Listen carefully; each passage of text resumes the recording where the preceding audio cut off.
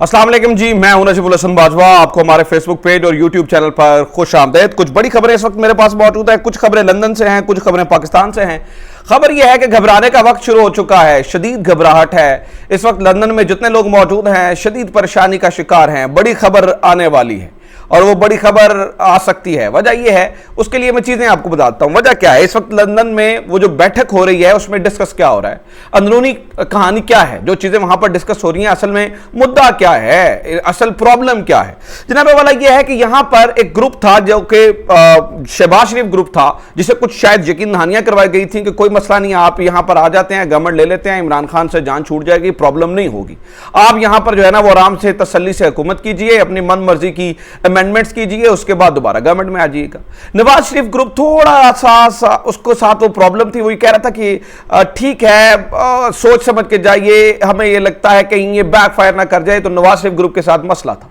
अब शहबाज शरीफ के जो हामी लोग थे या जो सीनियर वुजरा थे वो बहुत कॉन्फिडेंट थे और उन्हें लगता था कि नहीं, हर चीज हमारी हिसाब से चलेगी। उनमें से कुछ वजीर तो ये तक कहते थे कि हमें, और मैं आपको news from the horse's mouth दे रहा हूं कि कुछ वजीर ये तक कहते थे कि इमरान खान कहां जाएगा आपको नजर भी नहीं आएगा, क्योंकि इसका पहले से पूरा बंदोबस्त कर लिया क्या है। अब जब उन वजीरों से हमारी दोबारा बात हो रही है, जब उन वजीरों से दोबारा राब्ता होता है, घबराए हुए नजर आ रहे हैं, परेशान नजर आ रहे हैं। इस वक्त लंदन यात्रा इसलिए हुई है, नवाज शरीफ बजाते खुद परेशान हो चुके हैं।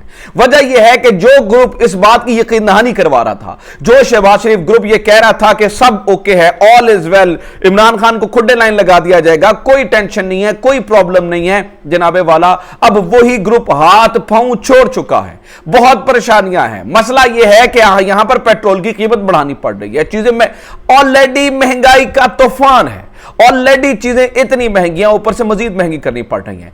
इमरान खान का बयानिया इतना मकबूल हो चुका है कि दोस्त ममालिक कर्ज नहीं दे रहे। उन्हें यह लगता है कि अगर इन्हें पैसे दे देंगे तो इमरान खान के खिलाफ पार्टी बन जाएंगे। वो कभी भी किसी भी सूरत पार्टी नहीं बनना चाहते हैं। वो ये चाहते हैं कि जो इलेक्शन जीत कर आए वो फैसला करे। यहां पर पड़ गया है फड्डा, इलेक्शन जीत कर जो आएगा उसको ही मदद मिलेगी। अब नवाज शरीफ ने फौरी तौर पर बुलवा लिया। दो चीजें हैं जो इस वक्त वहां पर डिस्कशन में है। मैं आपको categorically news from the horse's mouth दे रहा हूं। इस वक्त लंदन मीटिंग के अंदर दो चीजें डिस्कस हो रही हैं। पहली बात तो यह है कि अर्ली इलेक्शंस डिस्कस हो रहे हैं। जो ये कह रहा है कि नहीं हो रहे, जैसे कल इसहाक डार ने भी कहा, वो झूठ बोल रहा है। अंदर खाने जो भी बाखबर लोग हैं उन्हें पता है कि वहां पर अर्ली इलेक्शंस डिस्कस हो रहे हैं कि क्या किया जाए, क्या इलेक्शंस की तरफ जाया जाए। अगर रही सही जो साख बच सकती है, आगे कुआं है, पीछे खाई है, आगे इलेक्शन है जिसमें हार नजर आ रही है, पीछे इमरान खान खड़ा है, जाएं तो जाएं किधर, समझ नहीं आ रही है। तो यहां पर एक तो यह है कि अर्ली इलेक्शंस डिस्कस हो रहे हैं वहां पर। यार ठीक है, फिर अवाम को डिसाइड करना देते हैं।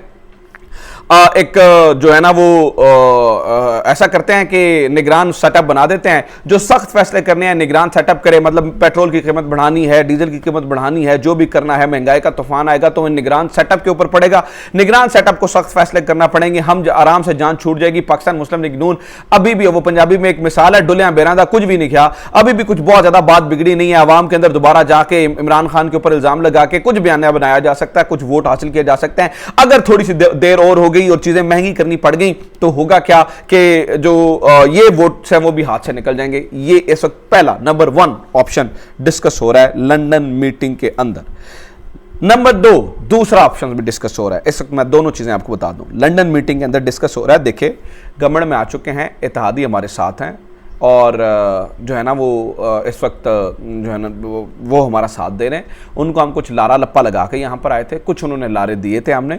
तो अगर हम इस वक्त इलेक्शंस के अंदर जाते हैं तो सूरत हाल जो है वो बहुत डेंजरस हो जाएगी, बहुत खतरनाक हो जाएगी। लिहाजा अगर सख्त फैसले करने हैं तो फिर अक्टूबर तक जो आप इलेक्शन सोच रहे थे उसको मजीद आगे ले जाइए और अगस्त तक ले जाइए, यानी कि अपनी पूरी आईनी मुद्दत। पहले ये सोचा जा रहा था ना, एक ग्रुप ये भी कह रहा था कि यार ठीक है अक्टूबर तक आप इलेक्शन कमीशन कह रहा है वहां पर जो है ना वो इलेक्शन करवा देते हैं। अब वो ये कह रहे हैं कि यार देखें, बात सुने, आप अगर ऐसा कीजिए कि अभी जो सख्त फैसले करने हैं, मिसाल के तौर पर आप कीमतें बढ़ा दें, चीज़ों को ऊपर ले जाएं, मामलात जो है ना वो अगर कीमतें ऊपर चली जाती हैं, चीज़ें बढ़ जाती हैं, रेट बढ़ जाते हैं, पेट्रोल और डीजल की कीमतें बढ़ जाती हैं, तो आपके पास अगस्त तक टाइम होगा इसको काउंटर करने के लिए। आप आवाम को कुछ रिलीफ दे सकते हैं। ये 1-2 महीना मुश्किल रहेंगे, लेकिन अगर आप इसे अगस्त तक ले जाते हैं तो फिर चीज़ें, अब यानी कि 2 फैसले होने हैं लंदन से, इस वक्त 2 फैसले होने जा रहे हैं। मैं आपको कैटेगोरिकली बता रहा हूं। नंबर 1 अर्ली इलेक्शन करवाने हैं, नंबर 2, अगर अर्ली इलेक्शन नहीं करवाने हैं तो फिर आपको फौरी तौर पर तेल की कीमतें बढ़ानी पड़ेंगी, बिजली की कीमतें बढ़ानी पड़ेगी, गैस की कीमतें बढ़ानी पड़ेंगी।